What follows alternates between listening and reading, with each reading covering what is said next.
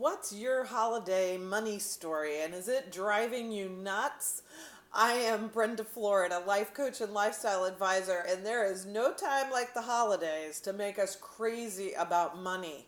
And we all have a money story, and I did a video about that a couple weeks ago. I'll put a link to it below so you can check that out. But it was interesting to me because it's really one of my most often viewed videos, which I wasn't necessarily expecting. But money is a topic that pushes our buttons in so many ways, and it's a thing that it's hard to get support around. Like, people, there's so much shame around money. People don't want to say, oh, I don't have any money for gifts this year, or I don't have money to pay my bills this month, or whatever it is, because there's always a lot of shame around money.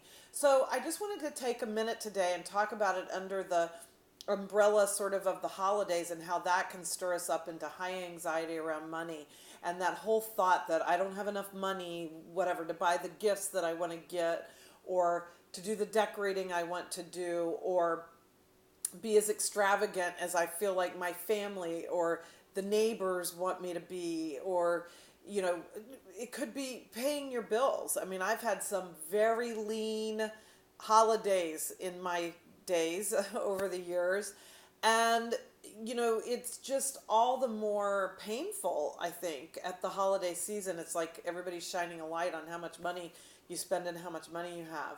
So I want to give you just a quick little coaching tip for you to apply to yourself when you're feeling that anxiety or that pressure over money and not having enough money. And it's very simple, maybe not easy, right? It might take a little effort on your part, but it's very simple. I want you to think that thought, whatever it is. I don't have enough money. I don't have enough to be as extravagant as I want, or whatever.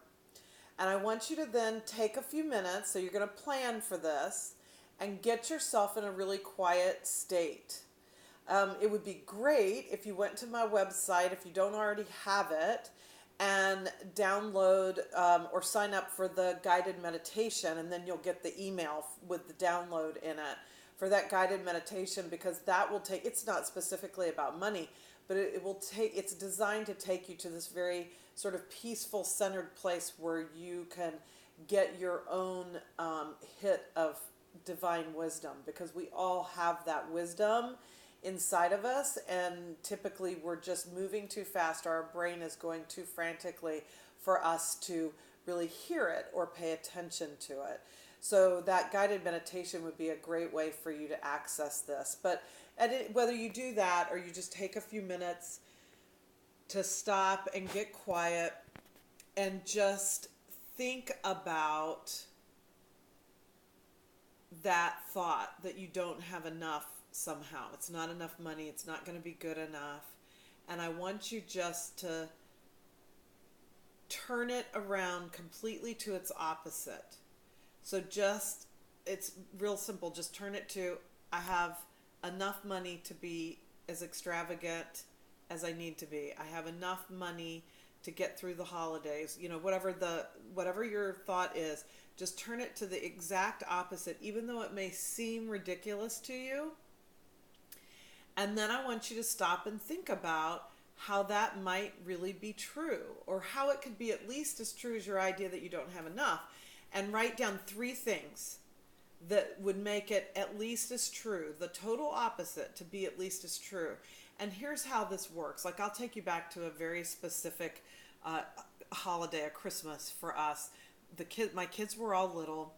And so, of course, when you have small kids, you kind of, or I did, want to be especially, I'll say, extravagant, multiple gifts, not necessarily super expensive, but more than one thing to open under the Christmas tree. Or that was my thought. And so I was so stressed out because we had no money this year. I mean, we were so broke, and we had a lot of debt, and it was just, a bad time in a lot of ways. And so I remember just getting like really real with myself and saying, I got to do one gift for each kid. That's all we can do. We have 4 kids, right? So that's still 4 gifts. And I don't think my husband and I exchanged gifts at all. I don't really remember that part. But anyway, so I remember for my one son, I don't remember, sorry kids, I don't remember what I got anybody else except for Eric, who's the oldest of the boys, but second oldest of my kids.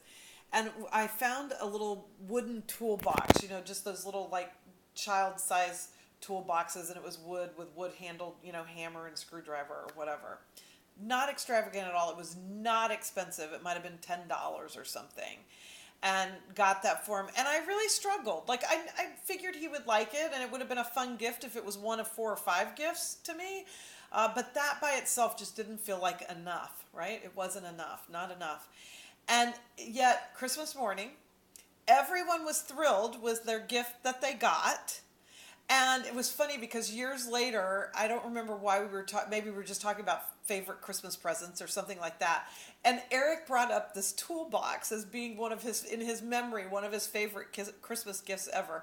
So how my opposite would be at least as true is that even though my thought was, I don't have enough money for a good Christmas, if I had turned that around and said, I have enough money for a good Christmas, how is that true? Well, the kids are each going to love their gifts. It's actually, they're going to love it so much that at least one is going to remember it years and years later. And maybe my third thing would be something like, the love that we share, the emotional gifts that we give each other, and how we support each other and our family, and having fun with our kids, and the meal that we're going to share that will be delightful. All those things are part of the gift of the holidays. And I have enough for all of that. So I really do have enough. So I challenge you to do this. I'd love to hear your comments, how it works for you or doesn't work for you.